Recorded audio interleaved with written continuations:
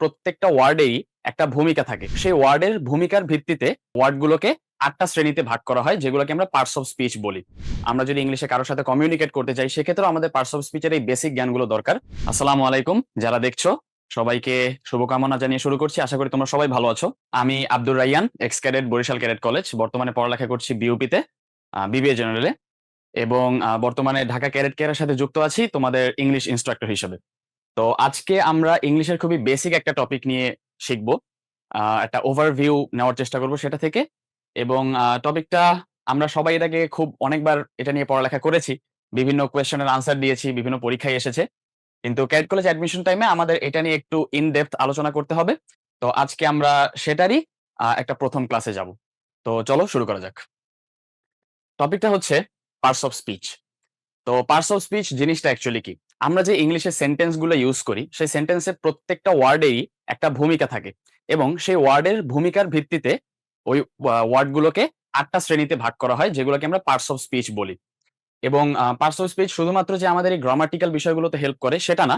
আমরা যদি ইংলিশে সেন্টেন্স মেক করতে যাই, আমরা যদি ইংলিশে কারোর সাথে কমিউনিকেট করতে চাই, সেক্ষেত্রেও আমাদের পার্টস অফ স্পিচের এই বেসিক জ্ঞানগুলো দরকার।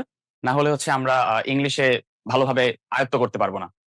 তো স্লাইডে তোমরা দেখতে পাচ্ছ যে পার্টস অফ স্পিচ টোটাল ৮ প্রকার: noun, pronoun, adjective, verb, adverb, preposition, conjunction এবং ইন্টারজেকশন। তো নাউন এর বাংলা হচ্ছে বিশেষ্য। আমরা সবাই জানি যে কোনো কিছুর নামই হচ্ছে নাউন। তো যে কোনো কিছুর নাম বলতে এখানে কোনো বস্তুর নাম হতে পারে, কোনো জায়গার নাম হতে পারে, কিংবা কোনো ধারণার নামও হতে পারে, বা কোনো আবেগ অনুভূতির নাম হতে পারে। যেমন এখানে একটা উদাহরণ আছে, হ্যাপিনেস। হ্যাপিনেস এটা হচ্ছে একটা আবেগ কিংবা একটা অনুভূতির নাম। আবার ধরো হ্যাপিনেস না থেকে যদি ব্রেভারি থাকে, ব্রেভারি মানে হচ্ছে সাহসিকতা। এটা কি? এটা একটা ধারণার নাম। ঠিক আছে, এরপর আসি প্রোনাউন। নাউনের পরিবর্তে একটা সেন্টেন্সে যা কিছু ব্যবহার করা হয় সেটা হচ্ছে প্রোনাউন। ফর এক্সাম্পল, ধরো আমি যদি ৩টা সেন্টেন্স বলি: রহিম সে খুব ভালো ছেলে, রহিম সে প্রতিদিন ইংলিশে যায়, স্কুলে যায়, এবং রহিম সে তার বাবা মার কথা শোনে। তো এই যে ৩টা সেন্টেন্স আমি বললাম, এটা শুনতে একটু অকওয়ার্ড মনে হলো না? জিনিসটাতে প্রবলেম হচ্ছে যে আমি প্রত্যেকটা সেন্টেন্সের শুরুতেই রহিম ব্যবহার করেছি। কিন্তু আমি এটা না বলে যদি বলতাম যে রহিম খুব ভালো ছেলে, সে প্রতিদিন স্কুলে যায় এবং সে তার বাবা মার কথা শোনে, তাহলে এই যে রহিমের পরিবর্তে আমি যে সেটা ব্যবহার করেছি, এই সে হচ্ছে একটা প্রোনাউন, যেটা হচ্ছে নাউনকে রিপ্লেস করে। এখন সেটা হতে পারে হি কোন একটা ছেলের পরিবর্তে, দে কোনো ব্যক্তির সমষ্টির পরিবর্তে, শি কোনো মহিলা বা মেয়ের পরিবর্তে, যে মানে নাউনের পরিবর্তে আমরা যেটা বসাই সেটাই হচ্ছে প্রোনাউন। এরপর হচ্ছে অ্যাডজেক্টিভ। অ্যাডজেক্টিভ হচ্ছে কোনো নাউন, এটাকে যেসব জিনিস দ্বারা ডিফাইন করা হয়। এখানে ডিফাইন করা বলতে কি বুঝাচ্ছি?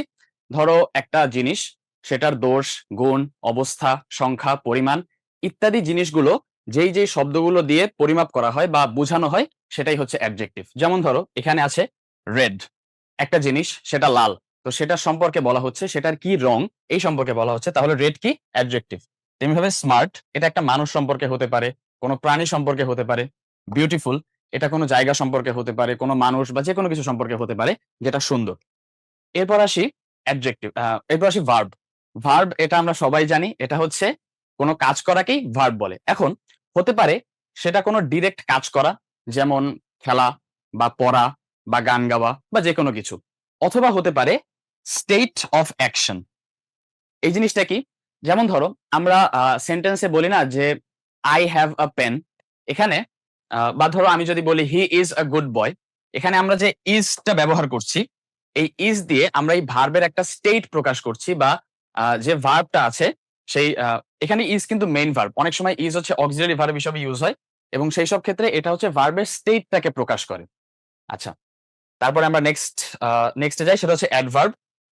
ভার্বের সম্পর্কে যা কিছু বলা হয় সেটা হচ্ছে অ্যাডভার্ব। ফর এক্সাম্পল, আমি যদি বলি গান গাওয়া, সে খুব সুন্দর গান গায়, এখানে যে খুব সুন্দর গান গাওয়া, এই সুন্দরটা কি? অ্যাডভার্ব। কারণ হচ্ছে গান গাওয়া একটা কাজ, এবং অ্যাডভার্ব এই জিনিসটাকে ডিফাইন করেছে বা মডিফাই করেছে। তারপরটা হচ্ছে প্রিপোজিশন। আমরা সবাই জানি যে প্রিপোজিশন হচ্ছে নাউন বা প্রোনাউনের আগে বসে সম্পর্কে সেন্টেন্সের অন্য কোনো পার্টস অফ স্পিচের সাথে যে সম্পর্ক স্থাপন করা, এটাই হচ্ছে প্রিপোজিশনের কাজ। আম এরপর আছে কনজাংশন। কনজাংশন হচ্ছে কোনো ২টা ওয়ার্ড, ২ বা ততোধিক ওয়ার্ড বা সেন্টেন্স বা সেন্টেন্সের অংশ, যেটাকে আমরা ক্লজ বলি, যেটা তোমরা পরবর্তীতে পড়বে, সেই ক্লজ গুলোকে যুক্ত করা হচ্ছে কনজাংশনের কাজ। এখানে একটা সুন্দর নেমোনিক দেওয়া আছে, ফ্যান বয়েস, এফ ফর, এ অ্যান্ড, এবং নর, বাট, অর, ইয়েট, সো। এগুলো হচ্ছে কনজাংশন বা বেসিক যে কনজাংশন গুলো আমরা ইউজ করি সেগুলোকে মনে রাখার একটা সূত্র বলতে পারো। এবং সবশেষে আছে হচ্ছে ইন্টারজেকশন। ইন্টারজেকশন দিয়ে বেসিক্যালি এক্সপ্রেস ইমোশনস, মানে আমাদের যে আবেগ, অনুভূতি, এইসব জিনিসগুলো আমরা যে ওয়ার্ডের মাধ্যমে প্রকাশ করি সেগুলো হচ্ছে ইন্টারজেকশন। আচ্ছা,